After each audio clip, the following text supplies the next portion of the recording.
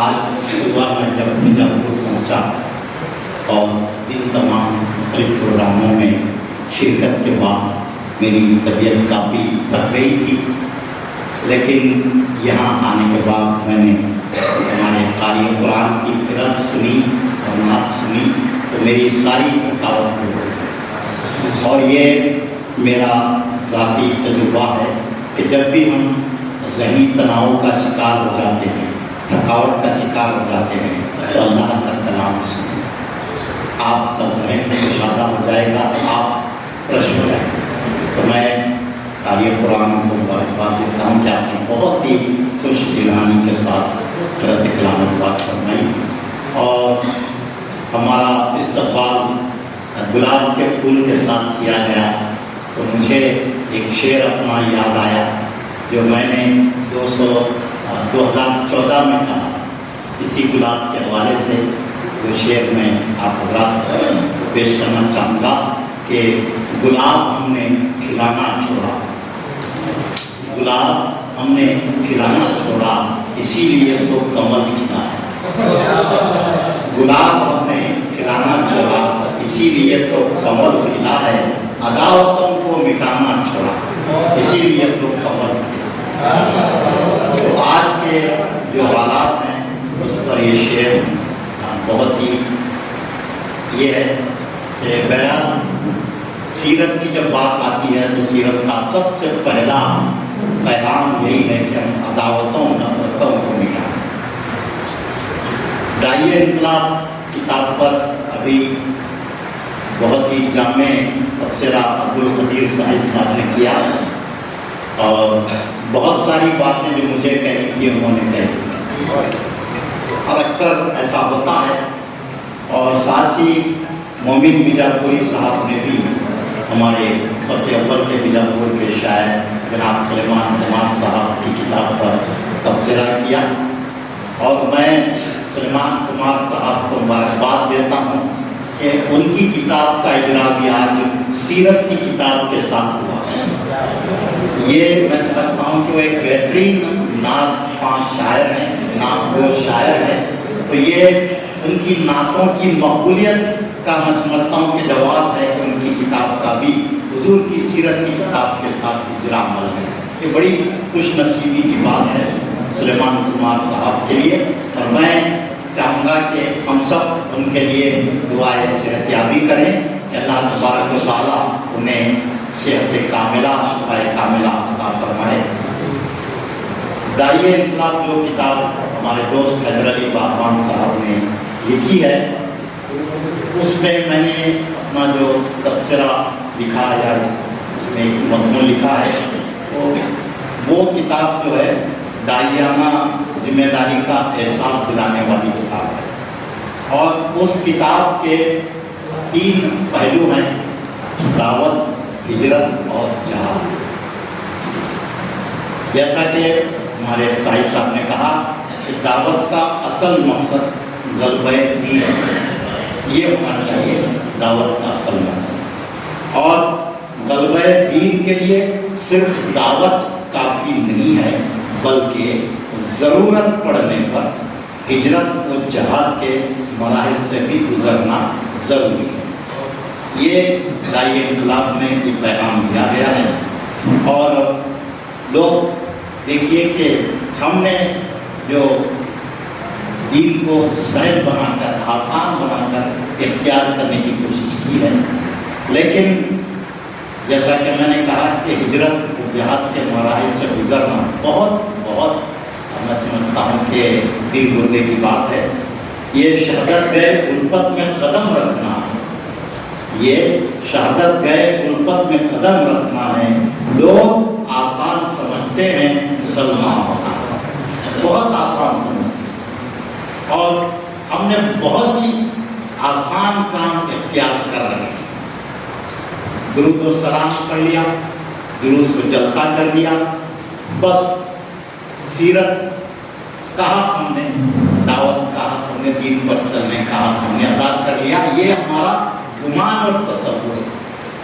اور صحابہ کرام کی زندگیوں کو ہم دیکھتے ہیں تو آپ دیکھیے کتنی قربانیاں انہوں نے دی، جہاد میں حصہ لیا، ہجرت کی، لیکن ہمارے پاس یہ تصورات ہی نہیں ہیں. ہم صرف اپنی پسند کے دین کے اوپر چل رہے ہیں. اور دیکھیے ہجرت کا مطلب تبلیغ کے لیے ایک مقام سے دوسرے مقام کو سفر کرنا، یہ ہمارا تصور ہے آج، اور اسی نام سے جماعت بھی قائم ہے. لیکن ہجرت کا اصل مقصد کیا ہے؟ ہجرت کا اصل مقصد کیا ہے؟ دیکھیے جب زمین دعوت کے لیے تنگ ہو جائے، حالات مخالف ہو جائیں، تو ہجرت کے ذریعے اس مقام پر منتقل ہونا ہے جہاں کی زمین تبلیغ اور غلبہ اسلام کے لیے ہموار ہو. یہ ہجرت ہے. نبی صلی اللہ علیہ وسلم اور صحابہ کی ہجرت یہی تھی. مکہ میں جب 23 سالہ ظلم و زیادتی آپ نے برداشت کی تو مدینہ کا انتخاب کیا ہجرت کے لیے، اور وہیں سے ایک ٹرننگ پوائنٹ سیرت میں آتا ہے. اور دیکھیے کہ مدنی زندگی میں ظلم کے خلاف لڑنا شروع ہوا، مکی زندگی میں ظلم کو برداشت کیا جاتا ہے. تو ظلم کو برداشت کرنا ہی نہیں، ظلم کے خلاف کھڑے ہونا بھی ہجرت. یہ ہجرت کا اصل پیغام ہے. اور مولوی داعی انقلاب نے مدنی زندگی کو تفصیل سے بیان کیا ہے اس کتاب میں.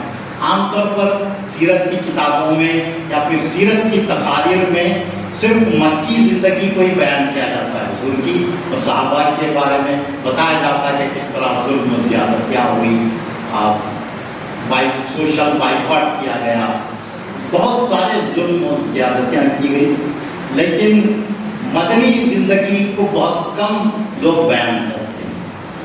حالانکہ اصل جو ہے مدنی زندگی ہے جس کو پیش کرنے کی ضرورت ہے. اور آج کے حالات میں تو مدنی زندگی میں ہمارے لیے بہترین رہنمائی موجود ہے، لیکن ہم اس نظریے سے مدنی زندگی کو دیکھتے نہیں ہیں. دیکھیے کہ غلبہ دین کا مقصد کیا ہے؟ غلبہ دین کا مقصد یہ ہے کہ خلافت الہی کا نفاذ عمل میں آئے. اور خلافت الہی کا نفاذ کیا ہے؟